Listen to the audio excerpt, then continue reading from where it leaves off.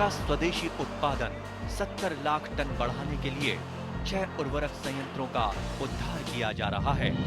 FCIL के गोरखपुर, सिंदरी, तलचर और रामागुंडम संयंत्र, HFCL की बरौनी इकाई और BVFCL की नामरू फोर्थ। सोने पर सुहागा ये है कि देश में अब बनेगा सिर्फ नीम लेपित यूरिया, क्योंकि इससे होगा किसानों का फायदा ही फायदा। अनाज का उत्पादन 10% तक बढ़ेगा। बढ़ेगी 10 से 15% नाइट्रोजन क्षमता।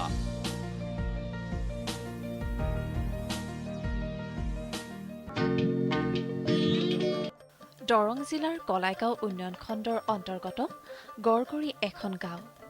দৰঙৰ দেওমৰ নৈৰ পশ্চিম দিশত অৱস্থিত গড়গড়ি গাঁওখন দৰং কৃষি বিভাগ, কৃষি বিজ্ঞান কেন্দ্ৰ দৰং আৰু জিলা মীন বিভাগৰ বিভিন্ন ধৰণৰ প্ৰদৰ্শনমূলক খেতিৰ ব্যৱস্থা কৰি আহিছে। উক্ত গাঁৱৰ প্ৰগতিশীল কৃষক শ্ৰী মহেন্দ্ৰ বৰুৱাই নিজৰ চৌহদত কৰি আছে বিভিন্ন ধৰণৰ খেতি। বয়সৰ অলপ চাপ পৰিলেও যুৱ কৃষকৰ দৰে দৰং জিলাৰ কৃষি বিভাগ, কৃষি বিজ্ঞান কেন্দ্ৰ, জিলা মীন বিভাগৰ সৈতে 2016 চনৰ পৰাই যোগাযোগ ৰক্ষা কৰি বিভাগসমূহে আগবঢ়োৱা দিহা পৰামৰ্শ অনুসাৰে খেতি কৰিছে। শ্ৰী মহেন্দ্ৰ বৰুৱা এগৰাকী ব্যতিক্ৰমী প্ৰগতিশীল কৃষক। তেখেতে 2016 চনত এক বিশেষ প্ৰশিক্ষণ পাই পকাঘৰ বনোৱাৰ ভেটি স্থাপন কৰা ঠাইতে হাফ ৱাল তৈয়াৰ কৰি মাগুৰ, কুচিয়া, কাৱৈ আদি পুহি যথেষ্ট সুফল আৰু সুনাম লাভ কৰি দৰং জিলাৰ প্ৰগতিশীল কৃষকৰ স্থান পায়। এই ক্ষেত্ৰত বিভাগৰ কৃষি উন্নয়ন বিষয়া BTM, জিলা কৃষি বিভাগৰ লগতে আন বিভাগেও সহায় কৰে। গতিকে আহক দৰং জিলাৰ গড়গড়ি গাঁৱৰ প্ৰগতিশীল যুৱক শ্ৰী মহেন্দ্ৰ বৰুৱাৰ মুখেৰে তেখেতৰ কৃষক হিচাপে লাভ কৰা অভিজ্ঞতা আৰু মাগুৰ মাছ কেনেকৈ পুহিছিল শুনো। আপুনি ইয়াতে দেখিছোঁ আপোনাৰ টেংকিৰ কিবা কি কৰিছে ইয়াতে? হয়, মই প্ৰায় 2015 চনৰ পৰা বিশেষভাৱে দৰং জিলা মীন বিভাগৰ ফালৰ পৰা মই এটা প্ৰশিক্ষণ পাইছিলোঁ, মাগুৰ আৰু কুচিয়া প্ৰশিক্ষণ। আৰু সেইটো মই 15 দিন প্ৰশিক্ষণ লোৱাৰ পিছত মই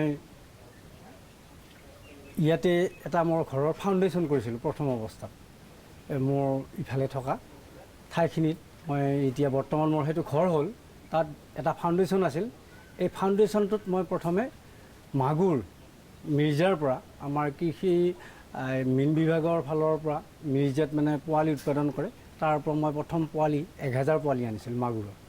আৰু কুচিয়াটো অৱশ্যে মই লোকেল আমাৰ এই অঞ্চলৰ পৰাই মই কালেকশ্যন কৰি তেনেকৈ কুচিয়া আৰু মাগুৰ প্ৰথমতে পালন কৰিছিলোঁ।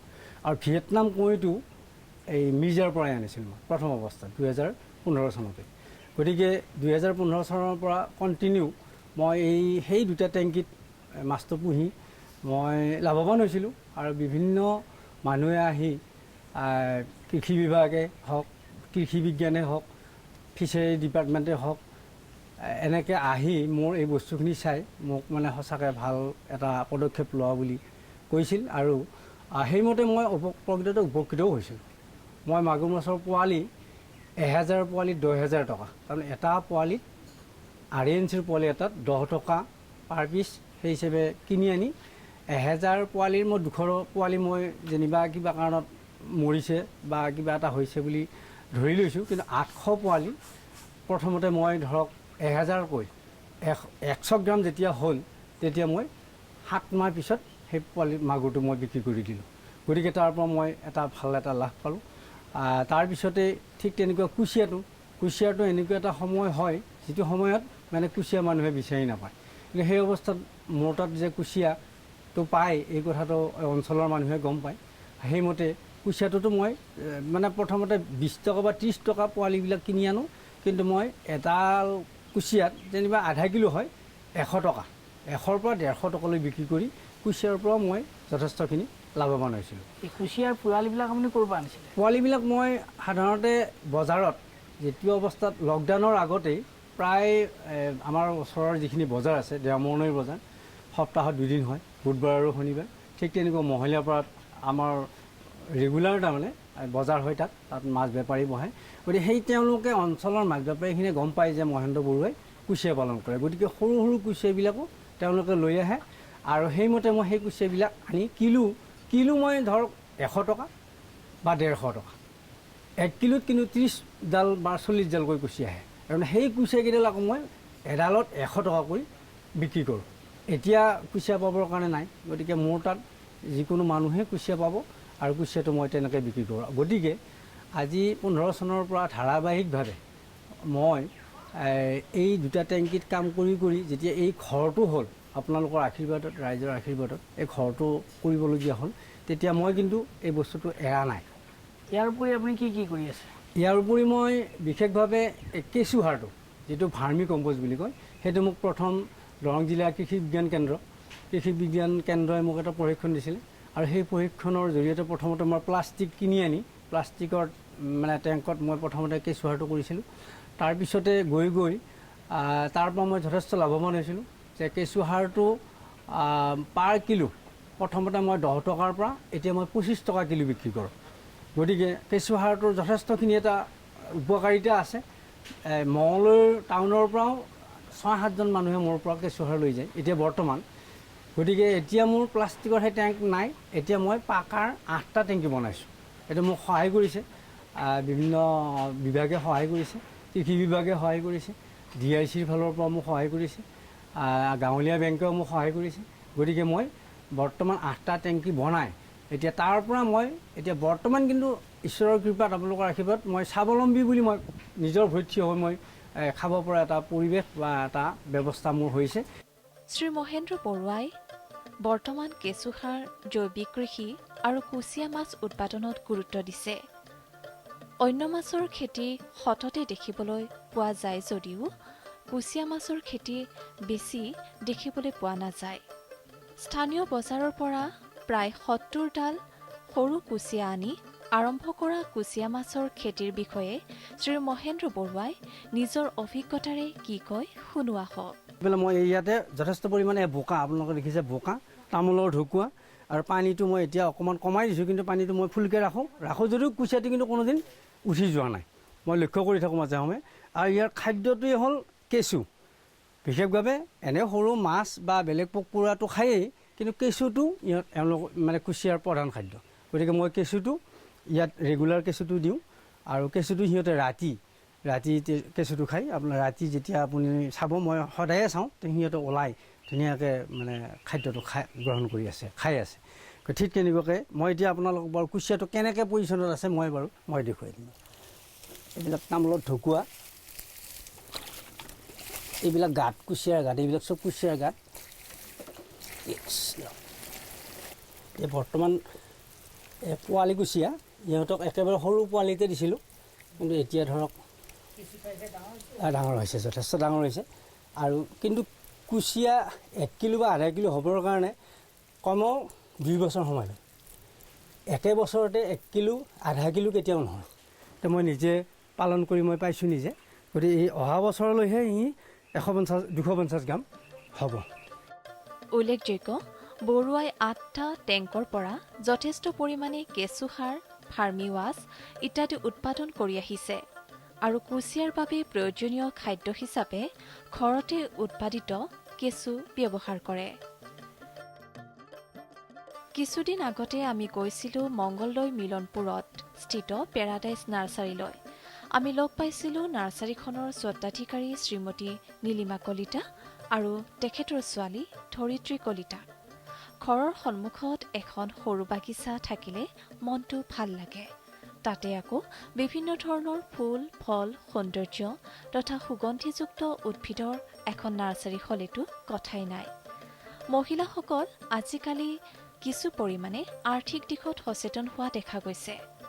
উদাহৰণস্বৰূপে শ্ৰীমতী নীলিমা কলিতাই ঘৰতে থাকি ফুলনিৰ লগতে নাৰ্চাৰী স্থাপন কৰি আৰ্থিক দিশত লাভৱান হৈছে। গতিকে আহক, পেৰাডাইজ নাৰ্চাৰীখন কেতিয়া কেনেদৰে আৰম্ভ কৰিলে, নাৰ্চাৰীৰ লাভালাভৰ বিষয়ে মংগলদৈৰ শ্ৰীমতী নীলিমা কলিতাই কি কয় শুনো।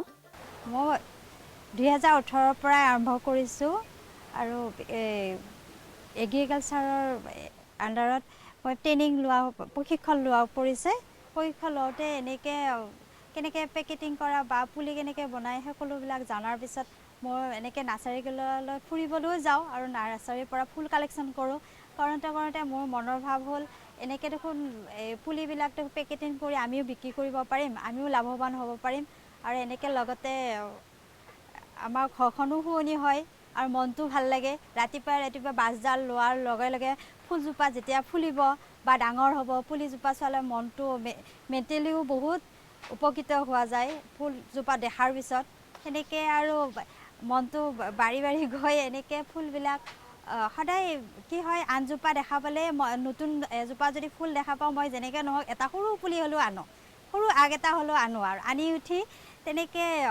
টাবটোত বা ডাঙৰ টাবত লগাওঁ এনেকৈ যেতিয়া নেকি ফুলজোপা বেছিকৈ বাঢ়িব বাঢ়াৰ পিছত আকৌ তাৰ পৰাই মই কাটিং কৰোঁ তেনেকৈ কৰোঁতে বহুত আৰু আছে কালেকশ্যন কৰিব হ'লেও কিছু সংখ্যক কালেকশ্যন হৈ গৈছে বৰ্তমান হেৰি ফুলবিলাকৰ যিটো এতিয়া আমি কি হয় এক্সিবিশ্যনবিলাকতো যেতিয়া নেকি আমি ঘৰতে বেছি প্ৰডাকশ্যন হয় এক্সিবিশ্যন যেতিয়া DICৰ আণ্ডাৰত এক্সিবিশ্যনবিলাক হয় কেতিয়াবা চৰকাৰী হেৰিত এনেকৈ লৈ যোৱা হয় লৈ যায় তেনেকৈ বিক্ৰী কৰোঁ আপোনাৰ এতিয়ালৈকে কিমান মান আছে কিমান বিধ আপোনাৰ ফুল বা অন্যান্য ফুল এতিয়া মই প্ৰায় হিচাপ কৰা নাই যিমান পাৰোঁ আনিয়ে আছোঁ এনেই হিচাপ কৰা নাই এনেই আছে 100 জোপামান হেৰি প্ৰজাতি হ'ব ইয়াতে বিচাৰিলে 100 জোপামান হৈ যাব আপুনি কিছুমান আমাৰ ধৰক প্ৰজাতি হেৰাই গৈছে তেনেকুৱা ধৰণৰ আপুনি প্ৰজাতি সংগ্ৰহ কৰিছে নেকি এনেই কিছুমান হেৰি নাই প্ৰায় লুপ্ত হোৱাটো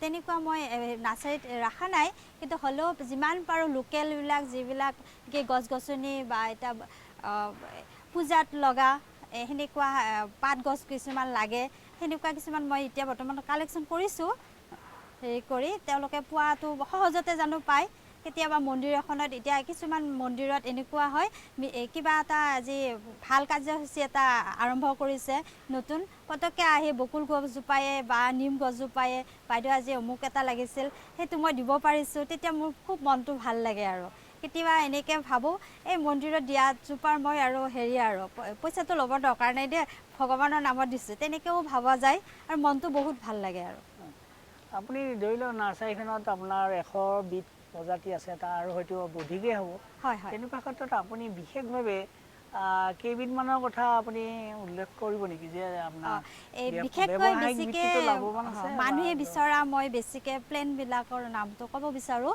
যে স্নেক প্লেণ্টটো বেছিকৈ বিচাৰে মানি প্লেণ্টটো বেছি বিচাৰে আৰু হেৰি লাকি বেম্বো আৰু ইনডোৰ প্লেণ্টবিলাক যিবিলাক য়েলো পাম গ্ৰীণ পাম তেনেকুৱা আৰু এয়াৰ পিউৰিফাইটো এই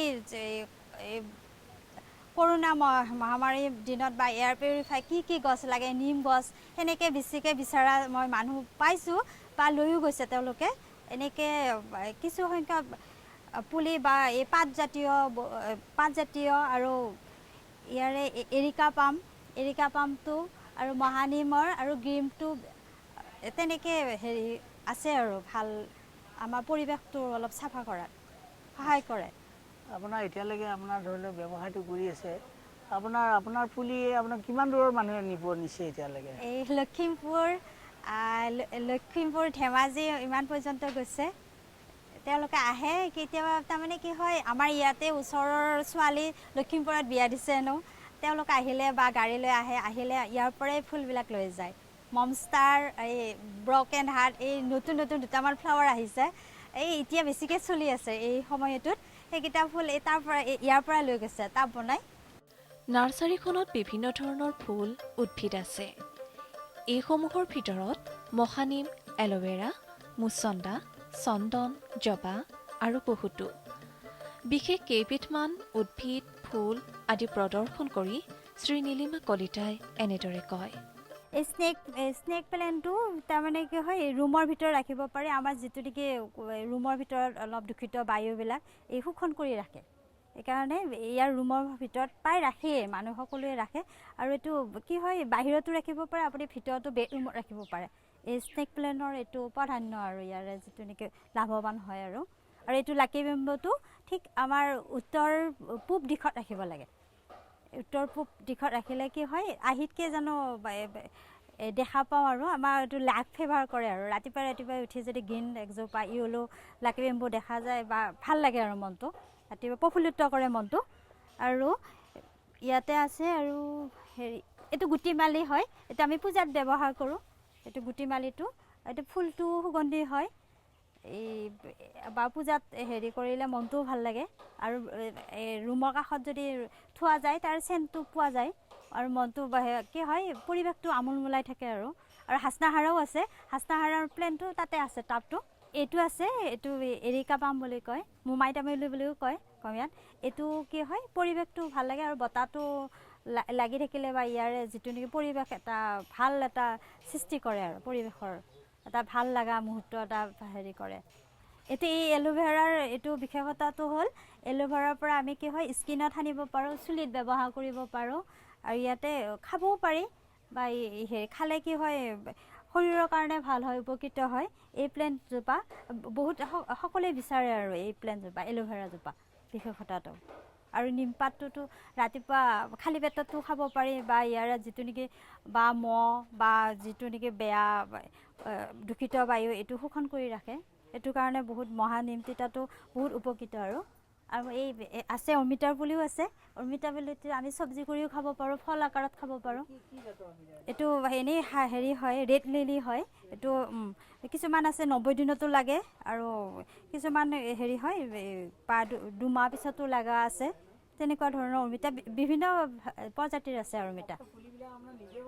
এনেই ক'ৰবাৰ পৰা কিছুমান কি হয় কেতিয়াবা আমি কি হয় কালেকশ্যন কৰিব লগাও হৈ যায়, কাক কেনেকুৱা লাগে কাষ্টমাৰৰ হিচাপে বা অমিতা বুলি মই এইটোৱে লাগে বা বেলেগ এটা প্ৰজাতি লাগে, তেতিয়াহ'লে আমি আনিব লগা হৈ যায়। হঠাতে আমি গুটিটো পেলাই নথওঁ বা কোনোবাটো পেকেট আনিছোঁ, আমি সেই বস্তুটোৱে বেছিকৈ আমাৰ তাত আছে, সেই বস্তুটো মানুহজনক নালাগে কিন্তু 10টা পুলিহে লাগে, তেতিয়া মই আৰু এনেই মিছাতে বেছিকৈ পেলাই হেৰি নাৰাখোঁ, যিহেতু ঠাইটোৰ অভাৱ মোৰ মেইন কথা। আৰু কি হয় ইয়াৰ মাজতে মই ক'ব বিচাৰোঁ যে নাৰ্চাৰী এখন এনে হাইৱেৰ কাষত বনাই থকা হৈছে, তাতে তাৰমানে কি হয় অলপমান মোৰ কাম বাকী আছে, এনেই ৰুমবিলাক বনাইছোঁ, তাতেও ফুল বহুত আছে যথেষ্ট। এতিয়া মই কি কৰিছোঁ মাৰ্ডাৰ প্লেন কৰি থৈছোঁ, তাতে জানো মই সহজতে কাটি আনি মই ইয়াতে বনাব পাৰোঁ। সেনেকৈ মই ভাবিছোঁ কি তাতে মাৰ্ডাৰ প্লেনটো ৰাখোঁ, ৰাখি ইয়াতে যেনেকৈ বা পানী হঠাতে দিব লগা হৈ যায় বা তাতে শুকাই যায়, তাতে কিছু বস্তু মৰি যাবও পাৰে, যিহেতু মই ইয়াতে থাকোঁ সেইকাৰণে মই ইয়াতে তাৰমানে কি হয় বেছিকৈ পুলিটো ইয়াতে ৰাখিছোঁ। আৰু নাৰ্চাৰীখনৰ পৰিচালনা তথা উন্নয়নৰ ক্ষেত্ৰত কেনেধৰণে সহায় কৰি আহিছে সেই বিষয়ে নীলিমা কলিতাৰ ছোৱালী শ্ৰী ধৰিত্ৰী কলিতাই এনেদৰে কয়। মই নিজকে ব্যতিক্ৰম বুলি অনুভৱ কৰোঁ আৰু ব্যতিক্ৰম হ'বলৈ চেষ্টাও কৰোঁ। এতিয়া মই গুৱাহাটীত পঢ়ি আছোঁ, যেতিয়া মই মানে কিবা নতুন ফুল দেখোঁ বা আমাৰ কলেজতো যদি নতুন ফুলবিলাক আনে, তেতিয়া মই মাক কওঁ মানে এইটো ফুল চোৱাচোন, মানে এইটো দেখোন ধুনীয়া। বা আমাৰ ওচৰতে কাছাৰীখন আছে, মানে তাতো বহুত ধুনীয়া ধুনীয়া ফুল থাকে, সেই ফুলবিলাকৰ কথা মই মাক কওঁ। আৰু যেতিয়া নেকি মই ঘৰলৈ আহোঁ তেতিয়া মাক মানে যিমান পাৰোঁ আৰু মা যদি কৰিব পৰা আহিলে পানী গিলাচে দিয়া বা কিবা অলপ সহায় যাতে কৰিব পাৰোঁ সেইটো কৰোঁ। আৰু তাৰ উপৰিও মই যিহেতু মানে পঢ়ি থকাৰ লগে লগে মানে এনেকুৱা ধৰণৰ যেতিয়া ইউটিউবত কিবা এটা ভিডিঅ'ই দেখিলোঁ বনচাই কেনেকৈ প্ৰস্তুত কৰে বা এনেকৈ দেখোঁ যে আজিকালি টাববিলাকো বনাব পাৰি বিভিন্ন DIY কৰি, মই মাক কৈ থাকোঁ এনেকৈতো আমি টাবো বনাব পাৰোঁ, তাত আমি ভাল ভাল কথা লিখিলে আৰু মানে মানুহে ভিতৰতে থ'ব পাৰিব, ঘৰৰ ভিতৰত উপকৃত হ'ব। তুমি এনেই কি ফুল ভাল পোৱা, তুমি কি পচন্দ হয় তোমাৰ? মোৰ স্নেক প্লেণ্ট, লাকি বেম্বু, মানি প্লেণ্ট, মানে যিবিলাক নেকি সাধাৰণতে ইনডোৰত ৰাখিব পাৰি আৰু মানে কি আৰু যিহেতু আজিকালি মানুহবিলাক বহুত কম জেগাতে বিচাৰে আৰু মই সেইটো বিচাৰোঁ আৰু বনচাইৰ অলপ ইণ্টাৰেষ্ট আছে। আচ্ছা, তুমি এনেই ধৰা কোনোবা তোমাৰ ইয়াতে বস্তু যদি কিনিব আহে তুমি কেনেধৰণৰ সহায় কৰা? যেতিয়া আহে মই তেওঁলোকক যিমান পাৰি মানে কোনটোনো ইনডোৰ প্লেণ্ট কোনটোনো বাহিৰত মানে হেৰি কৰে সেইটো জনাওঁ। আৰু তাৰ উপৰিও কিছুমান মানে এনেকুৱা ব্যক্তি আহে যে মোক সোধে মানে কোনটো বেছিকৈ চলি আছে, মানে কিবা ছিজনেবল আহিছে নেকি, সেইখিনি মই তেওঁলোকক দেখাওঁ ধুনীয়াকৈ। আৰু তেওঁলোকক মানে মই পটককৈ যদি মানে মা নাথাকেও ঘৰত যদি অনুপস্থিত হয় তেতিয়া হোৱাটছআপতে ফটোখন দি দিলোঁ, তেতিয়া মায়েও অলপ জনাব পাৰে যে গুণাগুণ কি আছে ফুলজোপাৰ, তেনেকৈ মই সহায় কৰিব চেষ্টা কৰোঁ। আশা কৰা হৈছে মাগুৰ, কুচিয়া, মাছৰ খেতি, কেঁচুসাৰ উৎপাদন আৰু নাৰ্চাৰীৰ ব্যৱসায় আৰম্ভ কৰি সঠিকভাৱে বিশেষজ্ঞৰ সৈতে পৰামৰ্শ ল'লে নিশ্চয় উপকৃত হ'ব পাৰিব।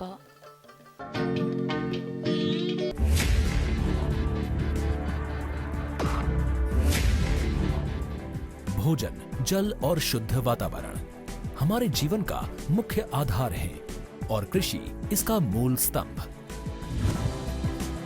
पिछले 60 वर्षों में विज्ञान आधारित कृषि का व्यापक प्रसार हुआ है। साथ ही कृत्रिम संसाधनों के बढ़ते प्रयोग से कृषि की सतत क्षमता पर चिंताएं बढ़ी हैं।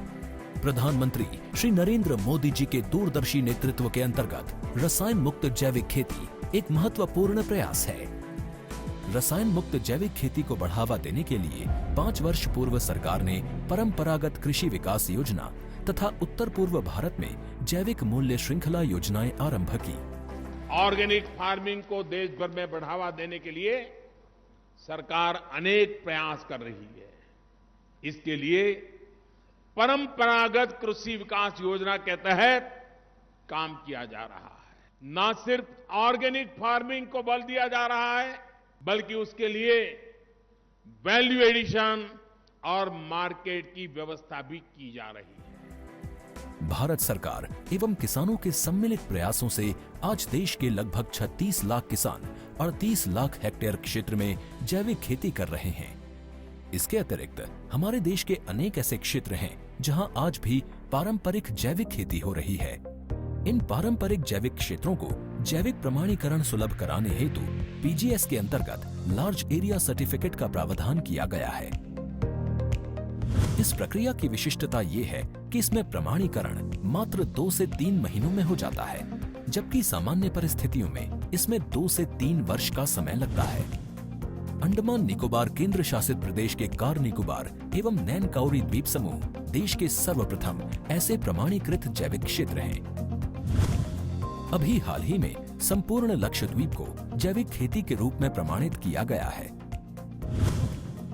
वर्ष 2016 में सिक्किम राज्य पूर्ण जैविक कृषि राज्य के रूप में प्रमाणित हो चुका है। सुदूर उत्तर में हिमालय श्रृंखला के बीच स्थित लद्दाख ने भी पूर्ण जैविक के लक्ष्य की ओर बढ़ना शुरू कर दिया है। जैविक उत्पादों को बाजार सुलभ कराने तथा किसानों की उपभोक्ताओं तक पहुंच बनाने के लिए एक समर्पित जैविक खेती पोर्टल भी बनाया गया है। जैविक खेती पोर्टल के जानकारी मंच और विपणन मंच के माध्यम से किसानों को उच्च गुणवत्ता उत्पादन तथा बाजार उपलब्ध कराया जा रहा है। आशा है देश के सभी राज्य अपने जैविक क्षेत्रों का विस्तार करेंगे और देश में जैविक कृषि क्रांति को मजबूत करने में योगदान देंगे। जैविक उत्पादों की देश और विदेशों में बढ़ती मांग तथा जैविक उत्पादों का बढ़ता बाजार, किसानों की उपभोक्ताओं तक पहुंच तथा जैविक एफपीओ द्वारा जैविक कृषि व्यापार में भागीदारी हमारे किसानों को अपनी आय बढ़ाने का अवसर दे रहा है। पिछले 5 वर्षों में जैविक कृषि उत्पादों का निर्यात दोगुने से अधिक बढ़कर 7,000 करोड़ रुपए से अधिक का हो गया है और इसमें प्रतिवर्ष 20% से अधिक की वृद्धि हो रही है। उम्मीद है पारंपरिक क्षेत्र के किसान भी इस बढ़ते बाजार से लाभान्वित होंगे और जैविक कृषि आंदोलन को आगे बढ़ाएंगे। किसानों की मुस्कान समृद्ध हिंदुस्तान की है पहचान।